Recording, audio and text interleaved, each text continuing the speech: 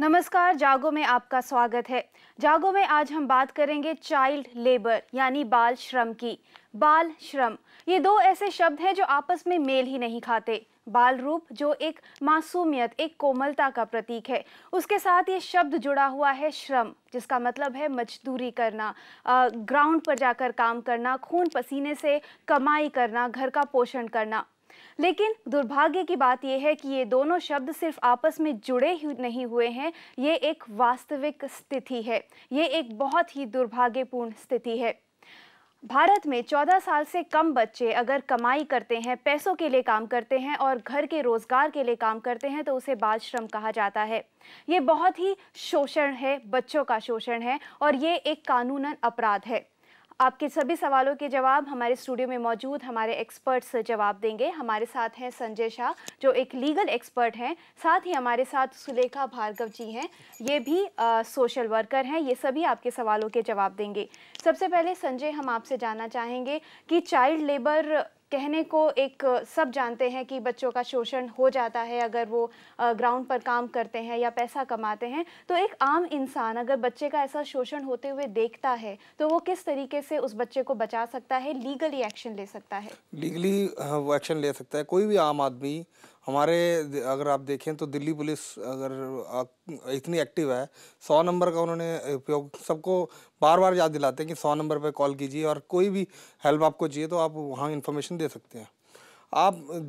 यदि अगर आपको कोई प्रॉब्लम है तो आप 100 नंबर पे, अगर आप देखते हैं कोई बच्चा ऐसे काम कर रहा है और जिससे या ज़बरदस्ती काम कराया जा रहा है, तो आप पुलिस को इन्फॉर्म कीजिए। नियर जो आपके पुलिस स्टेशन है वहाँ बताइए, वो आपकी पूरी हेल्प करेंगे और उस बच्चे को छुड़वाने की ज़्यादा से ज़्यादा मदद करेंगे।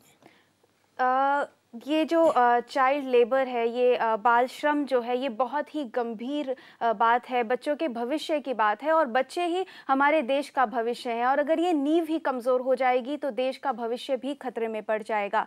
बाल श्रम से कितना नुकसान होता है बच्चे के भविष्य को और ये क्यों होता है और उनको किस किस दौर से गुजरना पड़ता है, आइए देखते हैं इस रिपोर्ट में। We worry about what a child will become tomorrow, yet we forget that he is someone today.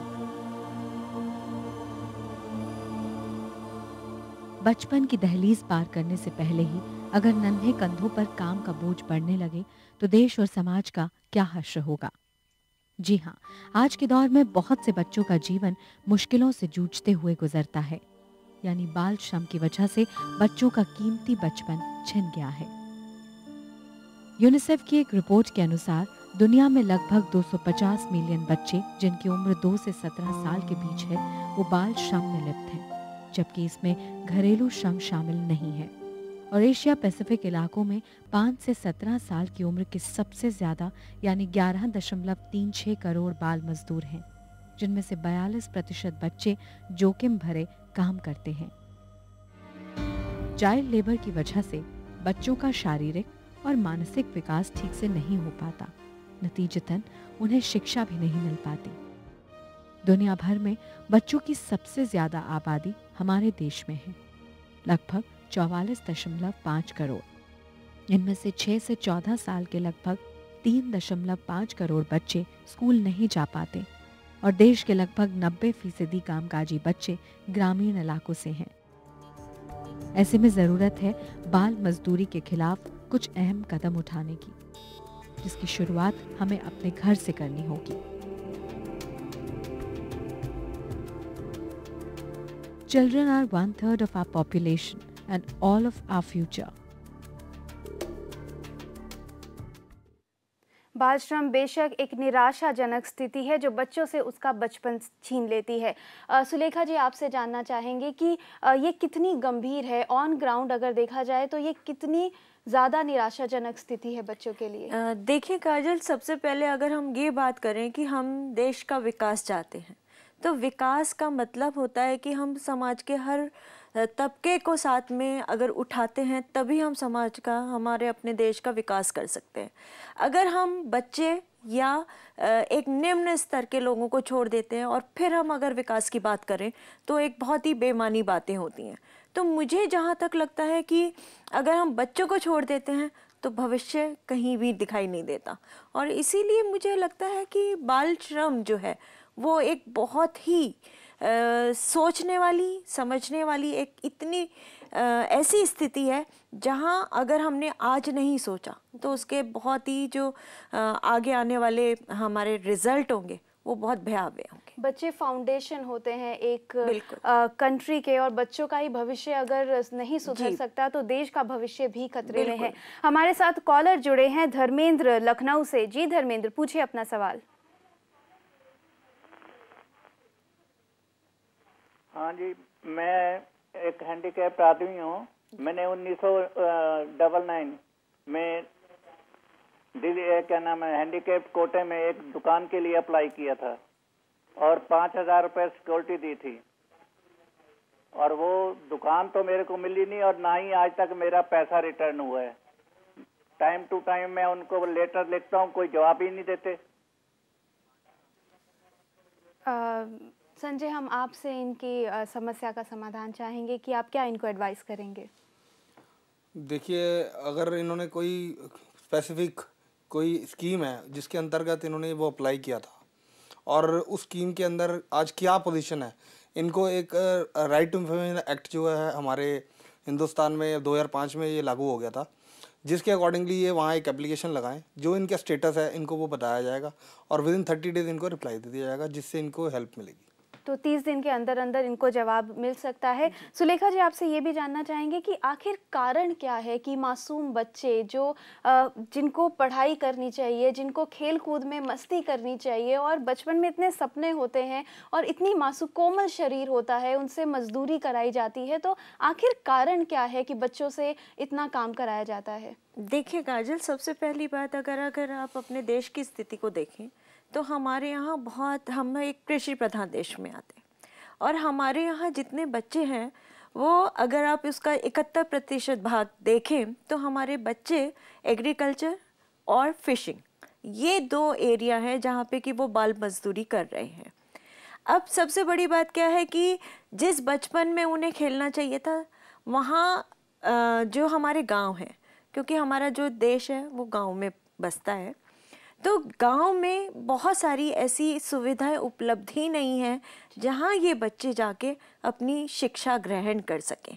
अब अगर बच्चा थोड़ा बड़ा हो रहा है तो लोगों को लगता है, घर के लोगों को लगता है कि अब तो ये घर में रहेगा, शरारत करेगा, ये स्कूल तो जा नहीं रहा, पढ़ तो रहा नहीं है, कोई और काम तो कर ही नहीं रहा है, तो क्यों ना इसको काम पे लगा दिया जाए, पहली बात। और दूसरी बात, ये एक निम्न वर्ग के लिए आमदनी का एक कारण बन जाती है। एक बहुत बड़ा सपोर्ट जो है ये अपनी फैमिली को देना बचपन से ही शुरू कर देते हैं, या थोड़ा सा भी बच्चा बड़ा है तो वो अपने छोटे भाई बहनों को पाल रहा है, तो ये जो सारी चीज़ें हैं ये उसी से श्रम करवाने के लिए प्रेरित करते हैं। और चाइल्ड लेबर जो है ये सिर्फ स्थिति निराशाजनक इतनी है, ये सिर्फ यहाँ तक ही सीमित नहीं रहती कि बच्चों से काम कराया जाता है, बच्चों से जिन हालातों में काम कराया जाता है वो भी रोंगटे खड़े कर देने वाला है। 8 से 9 घंटे तक बच्चे लगातार काम करते हैं, जो स्थिति उनको दी जाती है, हर मौसम में काम करते हैं, हर तरीके का काम करते हैं, उनके खाने का ख्याल नहीं रखा जाता, उनके पोषण का ख्याल नहीं रखा जाता, हर तरीके से ऐसी सिचुएशंस उनके सामने खड़ी होती है जिसमें तो एक युवा वर्ग जो होता है वो भी काम नहीं कर पाता है। ऐसे में आप ज़रा सोचिए कि मासूम बच्चे किस तरीके से काम करते हैं, जहाँ पे वो पढ़ाई भी नहीं कर सकते और अपने आगे भविष्य के लिए कोई सपने भी नहीं संजो सकते। आप आगे बढ़कर इसमें अपना योगदान दे सकते हैं, आप इसे ज़रूर रोक सकते हैं और बच्चों के इस मासूम बचपन को भी बचा सकते हैं। ये आप कैसे कर सकते हैं, कैसे आप अपना योगदान इस अपराध को रोकने में दे सकते हैं, इस पर हम बातचीत जारी रखेंगे एक छोटे से ब्रेक के बाद।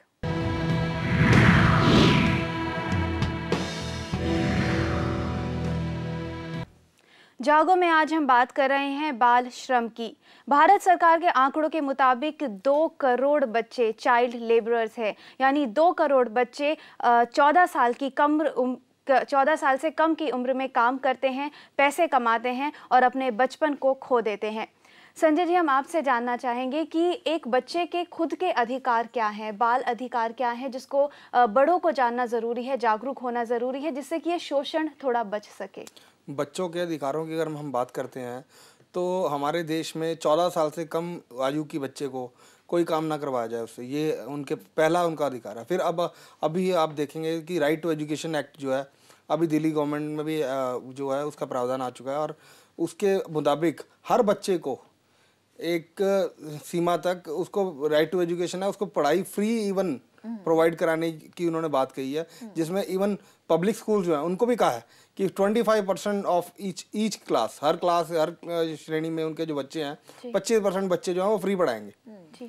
तो ये बच्चों के अधिकार हैं जो उनको पता लगने चाहिए, उनके पेरेंट्स को पता लगने चाहिए, जिससे कि वो हमारा देश जो है उस राइट डायरेक्शन में जाए। ये सारे काम किए जा रहे हैं धीरे धीरे, और बच्चों को भी पता लग रहा है, उनके पेरेंट्स को भी इस चीज़ की नॉलेज धीरे धीरे हो रही है। यानी बच्चों के जो माता पिता हैं उनको सिर्फ यही नहीं समझना है कि अगर वो अपने बच्चों से काम कराते हैं तो वो कानूनन अपराध है, वो उनका बचपन भी छीनते हैं, और उसके साथ साथ उनको ये भी जानना ज़रूरी है कि हर बच्चे को पढ़ाई करने का हक है। उनका एक हक छीन कर एक आप उनको काम कराकर उनको आगे उनका भविष्य बिल्कुल ख़राब कर देते हैं। शोभा हमारे साथ हैं नोएडा से। शोभा, आप सवाल पूछना चाहती हैं, बताइए। जी नमस्कार, आप सभी को नमस्कार। जी नमस्कार। मैं चाइल्ड लेबर के विषय में कुछ कहना चाह रही थी, क्योंकि मैं अपने आसपास के वातावरण में जब भी किसी चाइल्ड लेबर को देखती हूँ तो मेरा मन आहत हो जाता है, और फिर मेरे अंदर जो शब्द होते हैं वो एक कविता के रूप में फूट पड़ते हैं। मैं सुनाना चाहती थी, हो सकता है आप लोग को पसंद आए। कि शबनम की वो बूंद हूँ जो आकाश से गिरी हूँ, वहाँ कहाँ गिरूंगी पता नहीं, शायद कोई कमल मिले, पता नहीं शीत में गिरूं तो मोती बन उभरूं, आसरा यदि अच्छा नहीं मिला तो गुम जाऊंगी धूल में। शोभा, आपने बहुत अच्छे आपके विचार हैं, हम इनको समझते हैं। संजय, साथ में ये भी जानना चाहती हैं कि सड़क पर अगर हम कोई बच्चा ऐसे काम करते हुए देखते हैं तो इमीडिएट क्या रिएक्शन और इमीडिएट क्या इफेक्ट होना चाहिए? इमीडिएट आपका एक्शन यही होना चाहिए कि अगर कोई आदमी ऐसा व्यक्ति को अगर कोई काम करवा रहा है तो हमारी कोड ऑफ क्रिमिनल प्रोसीजर के अकॉर्डिंगली आप भी उसको डिटेन कर सकते हैं। कोई अगर अपराधी आपको नजर आता है रोड पे अपराध करते हुए तो आप भी डिटेन कर सकते हैं। जी, आप उसको डिटेन कीजिए और वहाँ पब्लिक को अवेयर कराइए कि ऐसा ऐसा कुछ हो रहा है, और पास के नजदीकी जो भी आपका पुलिस स्टेशन है वहाँ इमीडिएट एक्शन ले सकते हैं और उस बच्चे को बचा सकते हैं। सबसे बड़ी बात क्या है, जैसे संजय कह रहे हैं कि हमें इमीडिएट करना चाहिए। सबसे बड़ी बात यही है, समाज में हमारी जागरूकता नहीं है।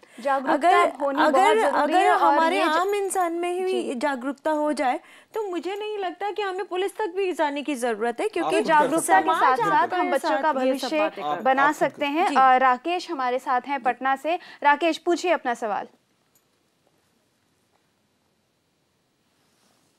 Good evening ma'am. जी मैडम, ये मैं बोलना चाहता हूँ कि आज आप चाइल्ड लेबर की बातें करते हैं तो मैंने अक्सर देखा है कि जो भी यहाँ पे रूल्स वगैरह बनते हैं और जितने भी रूल्स बनाए जाते हैं वो बड़े बड़े ऑफिसर्स वगैरह द्वारा बनाए जाते हैं। पर मेरे अनुसार से मैंने अक्सर देखा है कि जितने भी ऑफिसर्स वगैरह होते हैं उनके यहाँ चाइल्ड काम करते हैं। फिर ये कभी ऐसा लगता है कि जो नियम बनाने वाले हैं वो नियम को ताक पर रखते हैं, तो उस समय हमें हमारी काफी दुख होता है। फिर इसका परिणाम होता है कि ना हम कुछ बोल सकते हैं और ना समाज हमारे साथ कोई देता है। जैसे हम लोग ट्रेन में भी ट्रेवल करते हैं तो वहाँ पे भी बच्चों को देख करके बच्चे से कुछ खिला लेते हैं, लेकिन उसमें तो दुख होता है, बट समाज साथ नहीं देता। तो कैसे हम लोग अकेले लड़ने के लिए इससे मजबूर हों? और जी, बेशक ये दुर्भाग्यजनक स्थिति है और अकेले ही आप घर से ही शुरुआत कर सकते हैं। आप पहले अपनी ड्यूटी पूरी कर सकते हैं कि बच्चों को कोई ऐसे काम करते हुए देखें तो आप उनकी मदद करें, रिपोर्ट करें और आवाज़ उठाएं। प्रतिमा हमारे साथ हैं। प्रतिमा, बताइए, पूछिए अपना सवाल।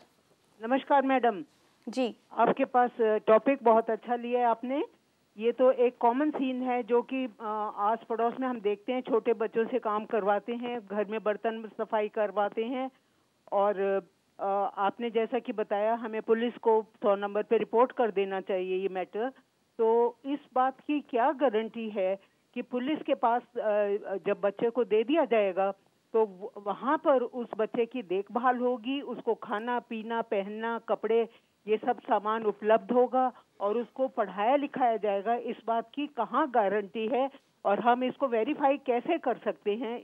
इस बारे में ये सोचना होगा, और ये नहीं कि हम फौरन रिपोर्ट कर दें और वो बच्चा खाने पीने से भी मोहताज हो जाए और भूखे मरने की नौबत आ जाए, उसके परिवार पे भी संकट छा जाए क्योंकि उसने नौकरी छोड़ दी छुड़ा दी गई उसको नौकरी और उसके परिवार पे संकट छा जाए, उनके माता पिता वगैरह भी भूखे मरने की नौबत पे आ जाए। जी प्रतिमा जी, हम आपके इस सवाल का जवाब देंगे। अभी लेते हैं एक छोटा सा ब्रेक। ब्रेक के बाद लौटेंगे और जानेंगे कि कैसे आप खुद एक बच्चे की मदद कर सकते हैं। आपको पुलिस तक जाने की भी ज़रूरत नहीं, आप खुद कदम उठा सकते हैं, घर से शुरुआत कर सकते हैं, उस बच्चे को पढ़ा सकते हैं, अपनी तरफ से उसकी मदद कर सकते हैं और कैसे आप खुद योगदान कर सकते हैं इस अत्याचार को रोकने के लिए। ये सब हम बात करेंगे एक ब्रेक के बाद।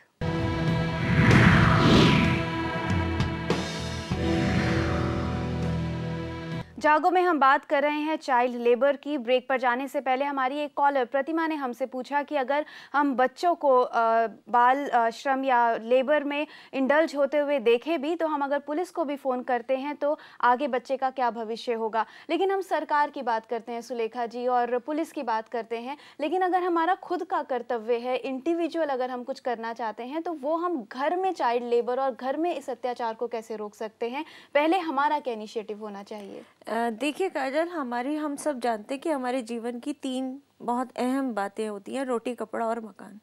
जब हम ये बात कर लेते हैं कि बच्चे को हमने कहीं भेज दिया कमाने के लिए, तो पहली बात तो आपने अपनी जिम्मेदारियों को, अपनी जो आपकी आवश्यकताएं हैं उनको बढ़ाया क्यों है?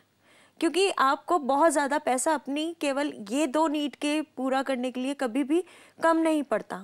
भगवान अगर आपको भूखा उठाता है तो सुलाता नहीं है, कहीं ना कहीं कुछ ना कुछ आपके पास ज़रूर आ जाता है।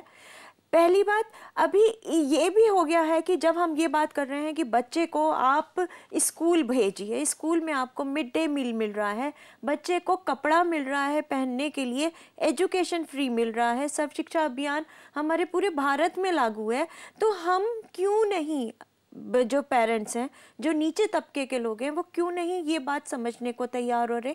इसके लिए भी अभी भारत सरकार जो है एक एफर्ट कर रही है। सर्व शिक्षा अभियान के अंतर्गत एक कम्युनिटी लीडर का एक प्रोग्राम उन्होंने चलाया है, जिसके अंदर उन्हीं के बच्चों को, वो जो पेरेंट्स हैं उनको अवेयर किया जाता है कि आप अपने बच्चे को पढ़ाई इसलिए करवाइए, जो संजय जी ने बताया, राइट टू एजुकेशन, ये उसी तरह जरूरी है जैसे आप सांस ले रहे हैं। लेकिन घर में जो बच्चे होते अभी हैं, मैं वही बता रही हूँ मैं।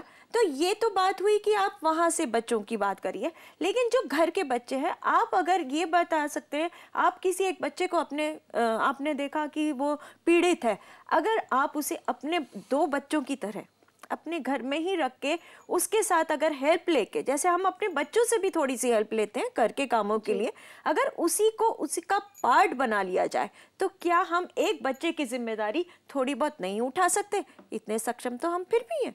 यानी जो घर में आपके बच्चा काम कर रहा है तो उसकी भी जिम्मेदारी आप उठाए, उसको भी पूरी शिक्षा दे और उससे वो सब काम ना कराए जो एक छोटा बच्चा, एक मासूम बच्चा नहीं कर सकता। ये देखिए, जब आप अपने बच्चे से बहुत सारी चीजें नहीं करा सकते, तो आप ऐसे वाले काम उन बच्चों से भी ना करें। घर से ही शुरुआत करें और आगे अगर आप जाते हैं पुलिस में कंप्लेंट करने से पहले, सरकार को दोषी मानने से पहले घर से शुरुआत करें और बच्चों के प्रति, ये बच्चों के अगेंस्ट जो ये अपराध हो रहा है उसको घर से ही रोकें। सरिता है नोएडा से हमारी कॉलर। जी सरिता, क्या पूछना चाहती हैं आप? नमस्कार जी, मैं सरिता एक सोशल एक्टिविस्ट हूँ for last 20 years in Noida. जी, हम जो भी ऑल इंडिया वुमेन्स कॉन्फ्रेंस के थ्रू हम जाते रहे विलेजेस, चलेरा और स्कूलों में, हमने ये पाया कि जो एजुकेशन बच्चों को दी जाती है गवर्नमेंट स्कूल्स में, कोई इसकी परवाह नहीं करता और बच्चे बेचारे इधर उधर घूमते रहते हैं, या उनका पर्सनल जो मैडम का काम कर दे तो ऊपर कोई सुपरविजन करने वाला होता नहीं। तो बच्चों को जब स्कूल में भेजा और माँ बाप ने ये महसूस किया कि हम इनको भेजते हैं जो कहीं की लेबर करेंगे तो कुछ 4 पैसे लाएंगे, अगर वो बंद कर दी जाती है तो बच्चे स्कूलों, जब माँ बाप के लिए कुछ अर्न नहीं कर सकते तो उनका घर का नहीं चलता है। संजय जी, इसका जवाब मैं आपसे पूछना चाहूँगी कि स्कूल में अगर बच्चों को प्रॉपर एजुकेशन नहीं मिलती तो वहाँ पर एक बच्चे का क्या हक है कि लीगली जाकर स्कूल को आप सवाल पूछ सकते हैं स्कूल से? गवर्नमेंट स्कूल्स में ऐसा इन्होंने जैसे बताया कि कुछ ऐसा हो रहा है शहरों में, जितने गवर्नमेंट स्कूल है वहाँ कुछ ऐसा, क्योंकि बार बार उन्होंने विजिलेंस टीम्स बना रखी हैं सरकार ने, जो कि बार बार जाके उनको चेक करती हैं बच्चों को खाना दिया जा रहा है नहीं दिया जा रहा है, जो दूध आ रहा है उनके लिए, जो उनके लिए बुक्स दी जा रही हैं, जो किताबें दी जा रही हैं, या जो स्वेटर हैं, सर्दी के टाइम पे कुछ भी चीज़ें जो बच्चों को मुहैया कराई जा रही हैं सरकार की तरफ से, वो बच्चों को दी जा रही हैं या नहीं दी जा रही, पढ़ाई बच्चों की कैसी हो रही है। तो लेकिन गांव में इंटीरियर में शायद जो उनके माता पिता होते हैं वो अपना एक राइट टू इन्फॉर्मेशन भी यूज कर सकते हैं। बिल्कुल यूज कर बच्चों सकते हैं। के ऊपर क्या किस तरीके से उनका पोषण हो रहा है, किस तरीके से पढ़ाई हो वो रही है। पूछ सकते हैं कि इस वक्त बच्चों को क्या उन्होंने मुहैया कराना है, कौन सी चीज़ बच्चों को दी जाएगी और कितने टाइम में ये क्या क्या कैसे कैसे इनको दिया जाएगा, वो एक एक चीज़ का जवाब राइट टू इन्फॉर्मेशन में वो मांग सकते हैं। बिल्कुल। और उनको मिलेगा पूरा जवाब उस हिसाब से। तो बाल श्रम रोकने के लिए आपको घर से ही शुरुआत करनी होगी और साथ ही साथ बच्चों द्वारा बनी गई चीज़ों का बहिष्कार करें। बाहर अगर आप ये अत्याचार होते हुए देखते हैं तो उसके अगेंस्ट आवाज़ उठाएं, लेकिन पीछे ना उठे, पीछे ना बढ़े, क्योंकि ये बच्चे ही हमारे देश का भविष्य है।